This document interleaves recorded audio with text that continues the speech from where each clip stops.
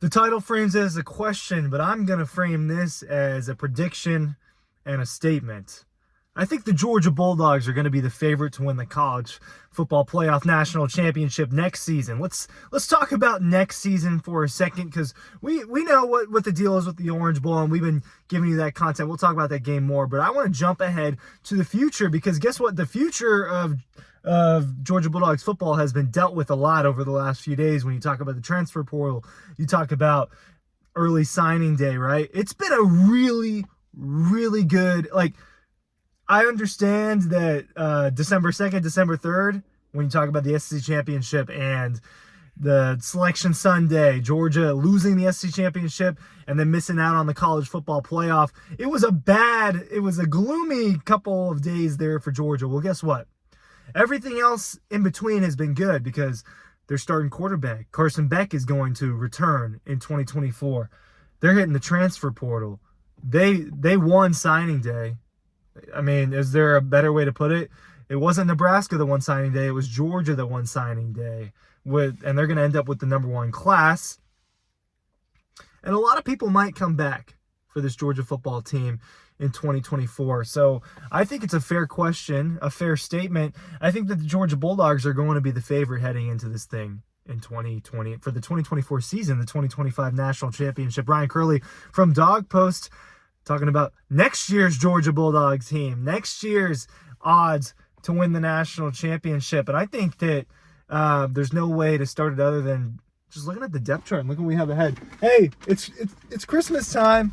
It's literally Christmas. This is a Christmas video for all of you really diehard college football fans that are trying to get away from the family right now. I'll try to give you 8 to 10 minutes of a distraction if Christmas isn't going your way. Happy holidays to those who don't celebrate Christmas. Guys, Red Zone. Check it out if you want all your good Georgia gear. I'm making myself laugh over here. Georgia's depth chart. That's what I have pulled up, and it's going to start at the quarterback position. That's going to remain the same, and in college football, continuity across depth charts is more important than a lot of other things. You look at the running back room. Let's make the assumption that Kendall Milton and Dejan Edwards are not returning, and I think the addition of Trevor Etienne, the running back from Florida. That's obviously recent news, Christmas Eve news, actually. So early Christmas present for the Georgia Bulldogs is Little Etienne, as I call him. I call him Little Etienne. Trevor Etienne, Travis Etienne's little brother, younger brother. He will be a Georgia Bulldog next year. Good production from him over the last couple of years. He has around 1,500 yards on 200-something carries over the course of 24 games for the Florida Gators. He obviously was a pretty good running back for them, one of the better running backs in the SEC this past season. Will now suit up in the red and black. And what I'd imagine he and Branson Robinson would be your two backs. And I think that's a good position to be in. Guys that have played before. But then you're going to get some freshmen coming in. And you also have Andrew Paul and Roderick Robinson and Cash Jones. So I think the Georgia running back room will be in better shape as far as just number of guys and number of bodies, even though Kendall Milton and Dejan Edwards, very important Georgia Bulldogs this season, and we will see them, I think, make NFL rosters. Wide receiver room. You add London Humphreys. Very good.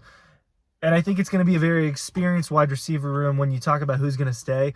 At least two of this quartet of players, I believe, will remain for Georgia. Dominic Lovett, Marcus Westby-Jackson, St. Ra Thomas, and Lab McConkey.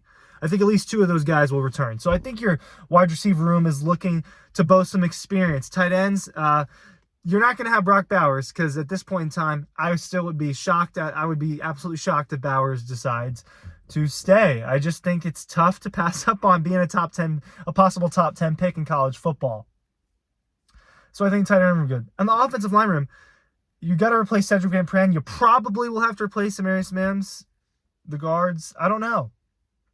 Either way, this Georgia line room, they've rotated so much over the last couple of years. There's guys that are going to fill in as starters, and it's going to be seamless. I don't worry about Georgia's offensive line. Defensively, if what we talked about happens with Kamari Lassiter and Javon Bullard, we're not 100% sure. If they remain, yes. I'm going to tell you right now, those guys remain. Georgia's the title favorite, because we're talking about a defense that is returning Smile Munden in that linebacker room. C.J. Allen will be a starter. You're going to return Michael Williams. You're returning studs in every single position group. And some of these guys are carryover players from the back-to-back national championship run, and you want those types of guys on your team. Peyton Woodring, really good kicker, was a freshman. He will remain. Brett Thorson was a sophomore. Special teams, those guys are going to be legit. From a roster perspective, this Georgia team is going to be very, very good, and it's going to boast a lot of experience. Legit quarterbacks that are hanging around for next year. Jalen Milroe, obviously, is a legit, if you don't want to call him a legit quarterback, you can at least call him a legit offensive weapon. But I do recall him making a ton of important throws this year. Quinn Ewers, I believe, is going to stay, but I don't think that decision's 100% in the air. You would think Texas' situation is going to be good next year. I think Michigan's situation will be good next year because I think they'll just return enough guys. It'll be interesting to see how J.J. McCarthy go. Will he be gone? Right? It's that same question with Quinn Ewers, I think, because it all signs have pointed towards Ewers returning. I just think he has an opportunity to leave after this college football playoff run. We'll see how it goes for Texas. To be honest with you, that's kind of the first half of the whole thing.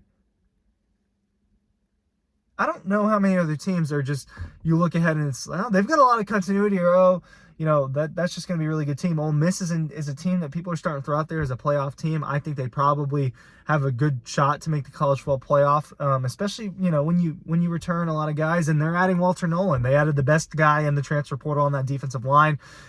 What did Ole Miss need? You need some defensive playmakers because they had an aggressive defense last year, but just because you have an aggressive defense doesn't mean good things. It meant 52 points put up on you in Athens. It meant 40-something points put up on you by LSU. You get the point. Really good offenses can score against an aggressive defense in Ole Miss. Going back to that secondary room too, if Bullard and Lassiter return, it'd be a huge, huge deal. If one of them to return, it'd be a huge, huge deal. If they don't return, Malachi Starks, Dalen Everett, Julian Humphrey would be your guys with experience. Tyke Smith possibly would be your guy there with experience. The question then would become, which freshmen make an impact? Do Ellis Robinson and KJ Bolden, DeMello Jones, do they all make an impact immediately? They are all freak athletes. I tell you that right now. They are all studs, arguably freakier than some of the guys that are currently in the DB room. Yeah, actually not. KJ Bolden and Ellis Robinson and DeMello Jones are freaks. And they're going to make an impact. I mean, Kamari Lassiter and Javon Bullard are very, very, very, very good players, studs, NFL caliber players. The freshmen they have coming in are more athletically gifted than those guys. That's the thing. And that's what you get with the Malachi Starks as well. All of them super athletically gifted, but I'm telling you, this freshman secondary group coming in for Georgia is very, very athletically gifted. And so is the linebacker room. It's plug and play with Georgia. And they've won this in-between period where there are finals, there are no football games going on. There's just a handful of bowl games, signing day, transfer portal. Georgia's winning it in a lot of ways because they recruit so well, they don't have to attack the transfer portal in a way that a Colorado might or the way that other teams might, and they have to go get a key guy. Georgia added a couple of serious offensive pieces in London Humphreys and Trevor Etienne, and I'm blanking on the South Carolina defensive lineman that they added, but they went and picked their spots, and they added guys that they think are going to be really good. And so just looking ahead, I think Georgia will probably be the favorite to win the national title, especially since the way you could view the 2023 team as it should have been, it was one of the 4 best teams. It just was, guys. I'm going to beat that drum and beat that drum and beat that drum, but I'm not going to sit here and complain about Georgia not making the college football playoff. The situation is what the situation is with that. And they will make the playoff in 2024. That would be shocking to me if Georgia doesn't make the playoff in 2024. A 12-team playoff, because not only will Georgia have top 12 odds, I think they'll have the best chance to win next season. Those are my thoughts looking ahead at a year from now. Thanks for watching. Links are down below. Happy holidays, guys.